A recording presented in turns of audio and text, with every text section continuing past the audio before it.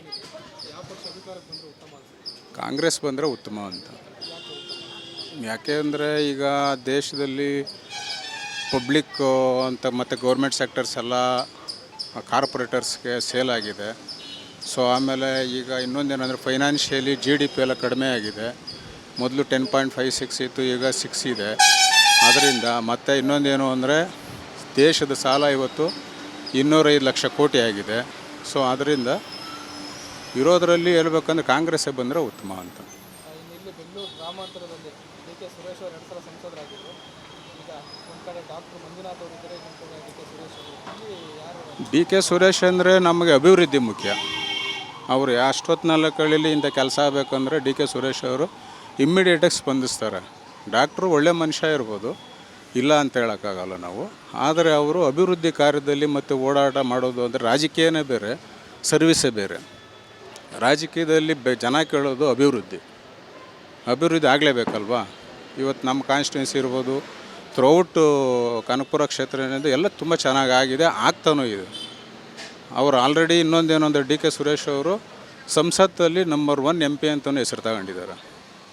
ಅವ್ರ ಕೋಟ ಏನಿದೆ ಅದು 100% ಔಟ್ ಆಫ್ ಔಟ್ ತಂದು ಕ್ಷೇತ್ರಕ್ಕೆ ಅಭಿವೃದ್ಧಿಗೆ ಕೊಟ್ಟು ಸಹಕರಿಸಿದ್ದಾರೆ.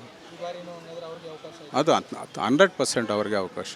ಫೈಟ್ ಇರ್ಬೋದು, ಬಟ್ 100% ಅವ್ರಿಗೆ ಅವಕಾಶ. ಕೇಂದ್ರ ಬದಲಾವಣೆ ಆಗೋದು ಸರಿ ಅನಿಸುತ್ತೆ. ನಮ್ಮ ಉದ್ದೇಶ ಆಗಲೇಬೇಕು ಅಂತೇಳಿ ಜನ ಅಭಿಪ್ರಾಯ. ನಮ್ಮ ಅಭಿಪ್ರಾಯ ಮಾತ್ರ ಬದಲಾವಣೆ ಆಗಬೇಕು. ಓಕೆ, ಸಂಪರ್ಕ ಮಾಡಿ ಕೆಲಸ ಮಾಡಿರ್ತಾರೋ ಆ ಪಕ್ಷ ಬರ್ತದೆ. ಸುಮ್ಮನೆ ಸುಳ್ಳು ಪಳ್ಳು ಹೇಳ್ಕೊಂಡು ಏನು ಮಾಡೋಕ್ಕೂ ಆಗೋದಿಲ್ಲ. ಪಕ್ಷ ಇದೆ ಅಂತ ಹೇಳೋಕ್ಕಾಗೋದಿಲ್ಲ. ಈ ಸಲ ಉಲ್ಟಾಪಟ್ಟಲ್ಲಿ ಐತೆ. ಅಲ್ಲ, ಇಲ್ಲಿ ಬೆಂಗಳೂರು ಗ್ರಾಮಾಂತರದಲ್ಲಿ ಒಂದು ಕಡೆ DK ಸುರೇಶ್ ಅವರು ಇದ್ದಾರೆ, 2 ಸಲ ಸಂಸದರಾಗಿದ್ದರು. ಇನ್ನೊಂದು ಕಡೆ ಜಯದೇವ ಹಾಸ್ಪಿಟ್ಲು ಡಾಕ್ಟರ್ ಮಂಜುನಾಥ್ ಅವರು ಅದೇ ಇದ್ದಾರೆ ಸರ್. ಈಗ ಏನು ಗೊತ್ತಾ, ಜನ ಯಾರು ಕೆಲಸ ಮಾಡಿರ್ತಾರೋ ಅವ್ರಿಗೆ ತಾನೇ ಓಟ್ ಹಾಕ್ತಾರೆ. ಒಳ್ಳೆ ವ್ಯಕ್ತಿನ ನೋಡಿ ಓಟ್ ಹಾಕ್ತಾರೆ ಅಷ್ಟೇ. ಅವರು ಕೆಲಸ ಮಾಡಿದ್ದಾರೆ, ನಮ್ಮ ಆನೇಕಲ್ ತಾಲೂಕಲ್ಲಿ ಕೆಲಸ ಮಾಡಿದ್ದಾರೆ. ಅದು ಹೇಳೋಕ್ಕಾಗಲ್ಲ ಸರ್. ಈಗ ಯಾವ ಪಕ್ಷ ಬರ್ತದೆ, ಯಾವ ಪಕ್ಷ ಬಿಡ್ತದೆ ಗೊತ್ತಾಗಲ್ಲ. ಆದ್ರೂ ಇಲ್ಲಿ DK ಸುರೇಶ್ ಅವರು ಕೆಲಸ ಮಾಡಿದ್ದಾರೆ. ಮಾಡಿದ್ದಾರೆ. ಮೋದಿ ಅವರು ಬಂದು 10 ವರ್ಷ ಆಯಿತು ಕೇಂದ್ರದಲ್ಲಿ. ಅವ್ರು ಬಂದಮೇಲೆ ಏನಾದ್ರು ದೇಶದಲ್ಲಿ ಬದಲಾವಣೆ ಆಗಿದ್ದಾರೆ? ಬದಲಾವಣೆ ಅವ್ರು ಮಾಡಿರೋದು ಮಾಡಿರ್ತಾರೆ. ಇನ್ನೊಬ್ರು ಬಂದ್ರೆ ಅವ್ರು ಏನು ಬೇಕೋ ಅದು ಮಾಡ್ತಾರೆ ಅಷ್ಟೇ. ಸರ್, ಈ ಬಾರಿ 2024ರ ಲೋಕಸಭಾ ಚುನಾವಣೆಯಲ್ಲಿ ಯಾವ ಪಕ್ಷ ಅಧಿಕಾರಕ್ಕೆ ಬಂದರೆ ಉತ್ತಮ ಅನ್ಸುತ್ತೆ ನಿಮಗೆ? ನಮಗೆ ಮೋದಿ ಬರಬೇಕು, ನಮ್ಮ ದೇಶಕ್ಕೆ ಒಳ್ಳೆಯದನ್ನು. ಮೋದಿ ಅವರು ಬಂದ ಮೇಲೆ 10 ವರ್ಷದಿಂದ ಬದಲಾವಣೆಗಳಾಗಿದೆ, ಡೆವಲಪ್ಮೆಂಟ್ ಕೆಲಸಗಳಾಗಿದೆ. ಅರ್ಥ ಮಾಡ್ಕೊಂಡವ್ರಿಗೆ ಒಳ್ಳೆಯದಾಗಿದೆ, ಕೆಲವರು ಕೆಟ್ಟದ್ದು ಅಂತಾರೆ. ಅದು ನಾವೇನು ಮಾಡೋಕ್ಕಾಗಲ್ಲ, ಅವ್ರವ್ರು ಬಿಟ್ಟಿದ್ದು. ಕಾಂಗ್ರೆಸ್ ಅವರು ಯಾಕೆ ಬೇಡ? ಅವ್ರನ್ನೇ ಕೇಳಬೇಕು ಸರ್, ಅವ್ರ ತಪ್ಪುಗಳನ್ನ ಅವ್ರಿಗೆ ಗೊತ್ತಿರುತ್ತೆ.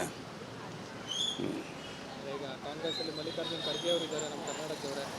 ರಾಜೀವ್ ಗಾಂಧಿ ಅವರು ಇದ್ದಾರೆ, ಅವ್ರಿಗೊಂದು ಅವಕಾಶ ಕೊಡ್ಬೋದಾ ಅಂತ? ಖಂಡಿತ. ಜನಗಳ ಮನಸ್ಸು ಹೇಗಿದೆ ಆ ಥರ ಜನಗಳು ಗೊತ್ತಿದೆ, ಏನು ಒಳ್ಳೆಯದು ಏನಿದು ಅಂತ. ಜನಗಳು ತೀರ್ಮಾನ ಮಾಡ್ತಾರೆ. ಇಲ್ಲಿ ಬೆಂಗಳೂರು ಗ್ರಾಮಾಂತರದಲ್ಲಿ DK ಸುರೇಶ್ ಅವರು 2 ಸಲ ಸಂಸದರಾದಂಥವ್ರು.